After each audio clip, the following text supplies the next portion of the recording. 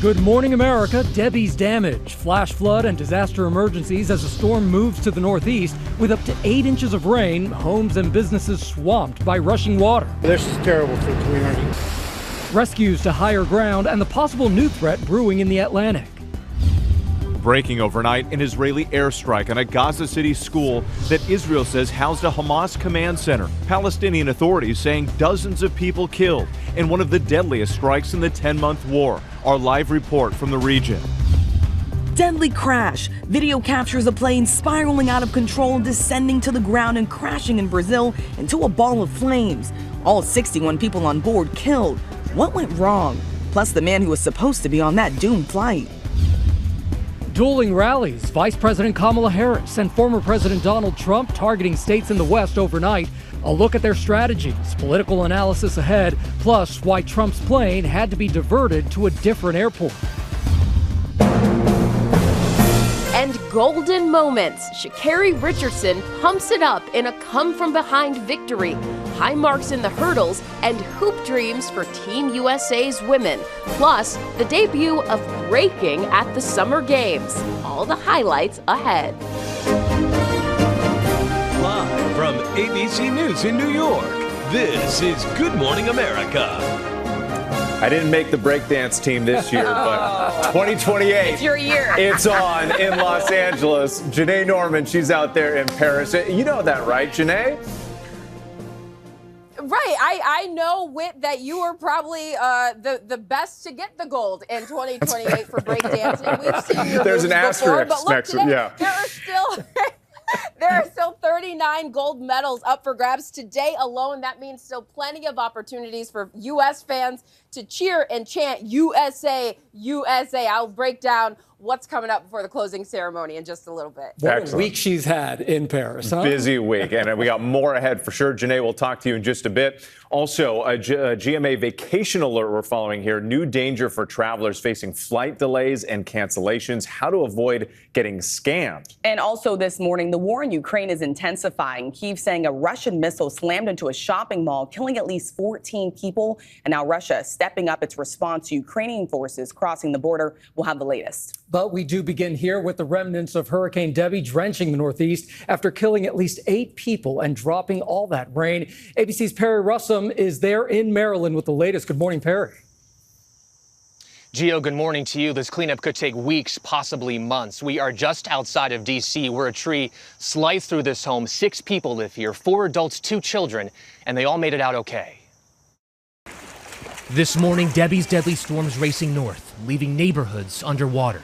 Pennsylvania declaring a disaster emergency for 21 counties yesterday after severe flooding.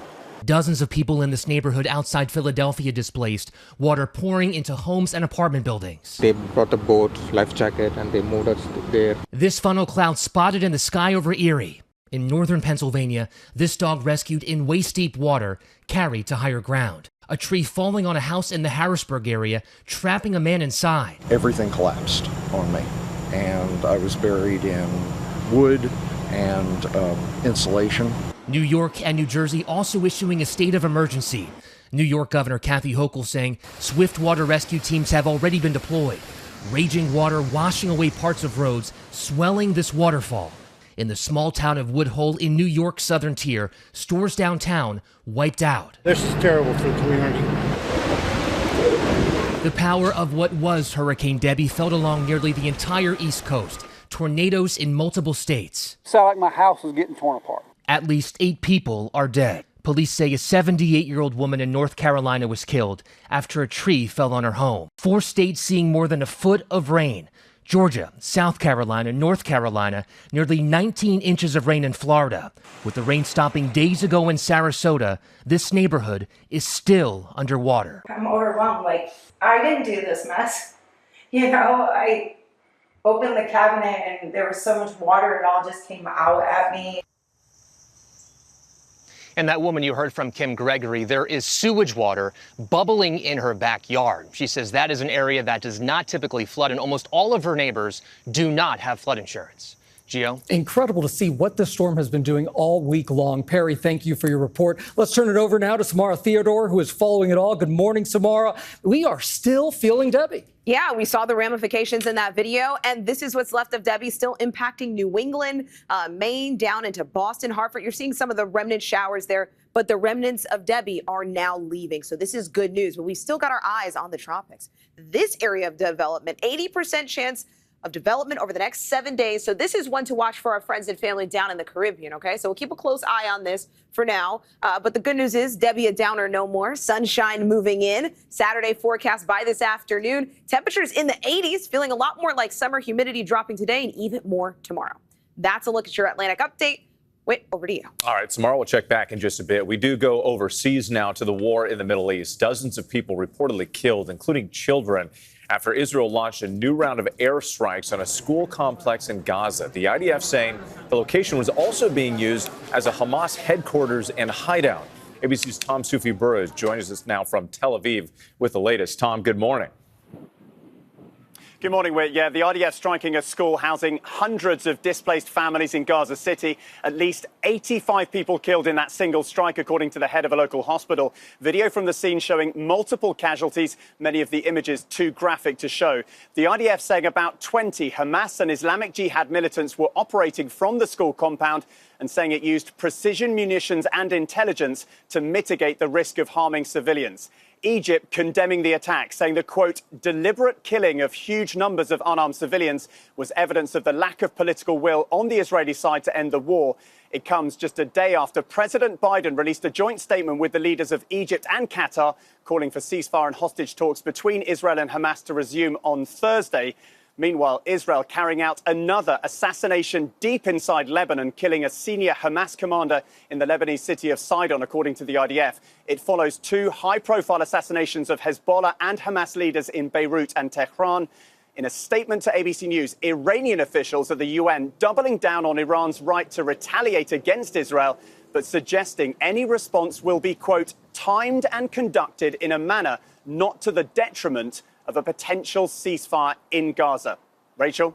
Tom Soufi Burridge tracking those developments in the Middle East. All right, Tom, thank you. And staying overseas, the war in Ukraine is intensifying after a Russian missile hit a shopping mall in Ukraine. The strike coming as Ukraine is pressing its own major incursion into Russia for the first time. ABC's Patrick Reevell joins us with more. Good morning, Patrick.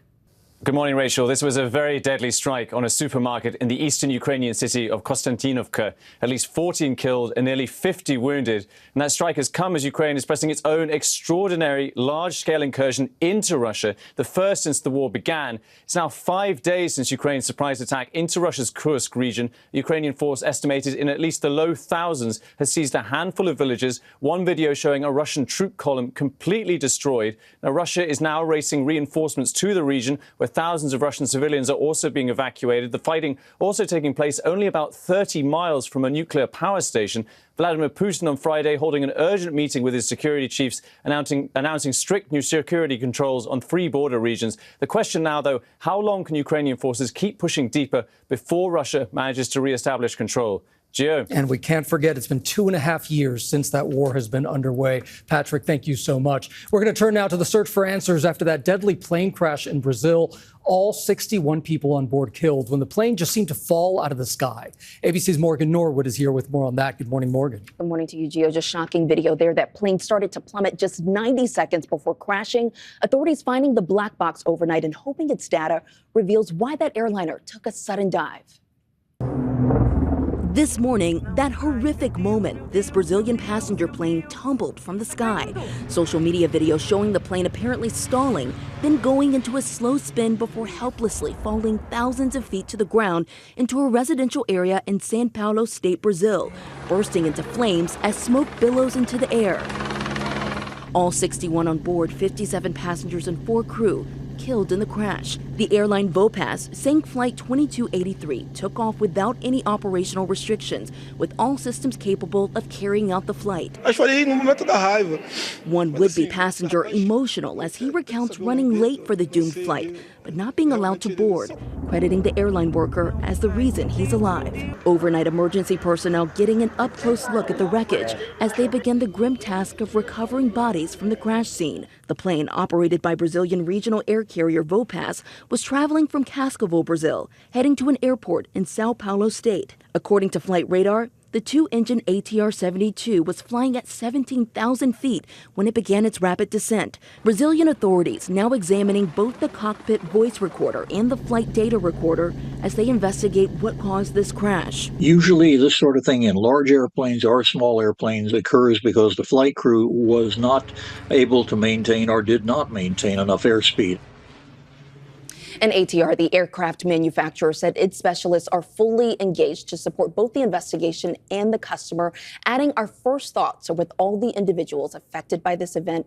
The company saying that in a statement, certainly thinking of all of those families. But as you know, covering aviation, the recovery of that black box is significant. It is and it's critical. It is critical because the information is so important on there, but it's also going to take some while to analyze it all. Absolutely. Morgan, thank you.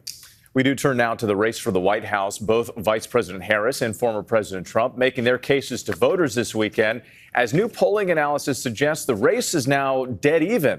ABC's Zareen Shah joins us from Phoenix, Arizona. Zareen, good morning. With the contrast here yesterday was really something. Harris here in battleground Arizona in front of 15,000 people. Trump, meanwhile, in Montana. That is not a swing state. Both of them sparring over the issues before their face-off next month.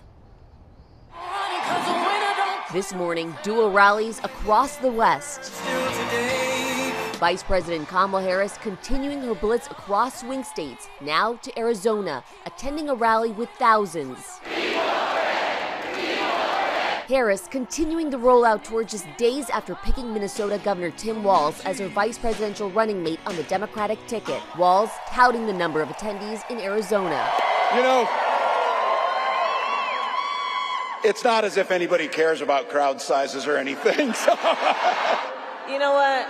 Hold on a second. Hold on. At one moment, a protester interrupting Harris. Let me just say this on topic of what I think I'm hearing over there. Let me just speak to that for a moment. Now is the time to get a ceasefire deal and get the hostage deal done. Harris and Trump both sparring over abortion. It would ban medication abortion in every state. But we are not going to let that happen. Because we trust women. We will protect innocent life. Trump and Harris expected to face off in person after both committed to being at the ABC News presidential debate in September. Trump in Montana overnight. His plane diverted to Billings after mechanical issues in the deep red state, which is not expected to be competitive in November. It's a big state. It's a beautiful state, and we love it, and we've won it every time by a lot.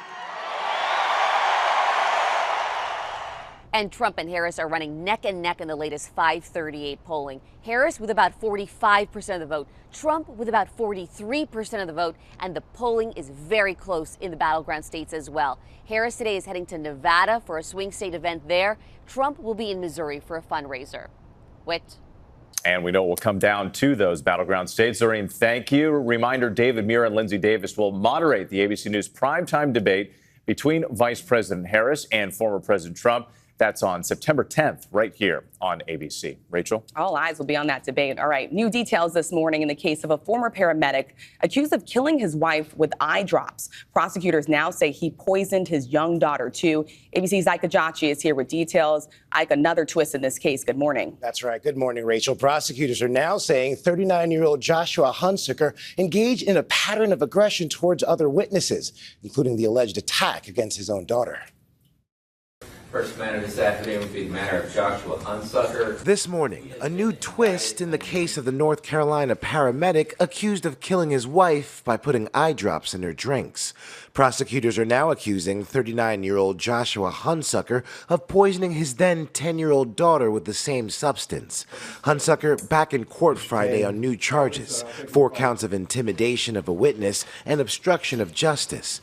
Prosecutors alleging Hunsaker engaged in a pattern of harassment harassment toward witnesses in the case, including poisoning his own daughter in an attempt to implicate others, according to a court filing. The substance, tetrahydrozoline, a decongestant found in eye drops, the same substance prosecutors say was used in his wife's death. The case coming on the heels of an eerily similar case just a few miles away, when South Carolina nurse Lana Clayton was convicted of poisoning her husband with eye drops. She pleaded guilty and was sentenced to 25 years in prison. Just 1 month after Clayton was charged in 2018, Hunsucker's wife Stacy died. Investigators growing suspicious when Joshua Hunsucker immediately cremated his wife's body and filed for her $250,000 life insurance policy. Her blood testing positive for poison, according to court documents. But since his arrest, Hunsucker has been free on bond. Prosecutors allege Hunsucker had become increasingly aggressive and are actively trying to revoke his bond. Now, following Friday's hearing, Hunsucker remains behind bars, scheduled to be back in court in October. An attorney for the family of Stacy Hunsucker telling ABC News the family's primary goal at this point is the safety of the family, including their 2 grandchildren. It goes on to say the hearing's result went a long way in achieving that goal, and the family hopes that in all of this, Stacy will not be forgotten. Gio? That is the hope. Such a troubling story. All right, Ike, thank you so much. And the FDA has rejected a psychedelic treatment along with therapy for post-traumatic stress disorder in adults. The treatment is a pharmaceutical version of MDMA. The FDA citing a lack of data and requesting additional trials. Drug maker Lykos Therapeutics says that it plans to request a meeting with the FDA to ask the agency to reconsider the decision.